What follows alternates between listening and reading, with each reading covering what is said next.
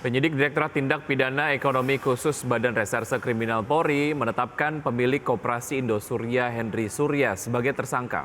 Henry Surya yang sebelumnya divonis bebas oleh Majelis Hakim Pengadilan Negeri Jakarta Barat kini dijerat dengan kasus pemalsuan akta pembuatan koperasi dan tindak pidana pencucian uang lantaran menggelapkan dana nasabah dengan kerugian berkisar 13,9 triliun rupiah.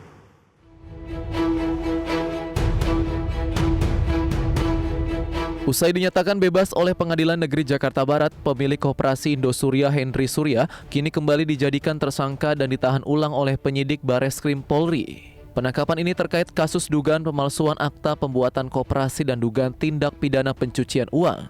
Akibat tindak pidana ini, para nasabah mengalami kerugian hingga 106 triliun rupiah. Menurut Direktur Tindak Pidana Ekonomi Khusus Bareskrim Polri, Brigjen Pol Wisnu Hermawan, di tahun 2012 tersangka yang merupakan Direktur Utama Indosuria Finance mengeluarkan surat hutang berjangka, namun produk tersebut tidak diperbolehkan regulator. Tersangka kemudian berpura-pura mendirikan koperasi yang setelah dilakukan penyelidikan ternyata cacat hukum. HS ini sebagai Direktur Utama Indosuria Finance telah mengeluarkan suatu produk perbankan yaitu MTN, medium third note atau surat utang jangka menengah. Pada saat itu dilakukan peneguran oleh regulator bahwa perusahaan tidak boleh mengeluarkan MTN tersebut.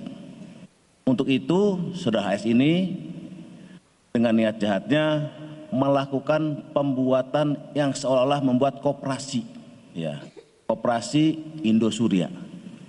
Kami telah menemukan petunjuk bukti bahwa perbuatan atau koperasi Indosuria tersebut cacat hukum.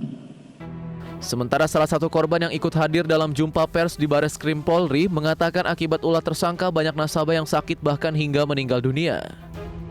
Dalam penangkapan ini kali, dia mendapatkan majelis hakim yang benar-benar membela keadilan gitu loh. Dengan masyarakat yang udah banyak korban begini banyak. Ya kalau dibilang, makanya sedangkan mereka ini boleh dibilang dia ini udah membunuh banyak orang, Pak. Terutama kenapa uangnya itu begitu banyak, saya sudah ngeliatin sendiri. Dan bahkan orang nggak bisa berobat dan sebagainya, sampai akhirnya meninggal. Atas perbuatannya, penyidik Bareskrim menjerat tersangka dengan pasal berlapis terkait pemalsuan data dan Undang-Undang TPPU dengan ancaman kurungan paling lama 10 tahun penjara. Dari Jakarta Selatan, Den Helmi Sajangbati, IDX Channel.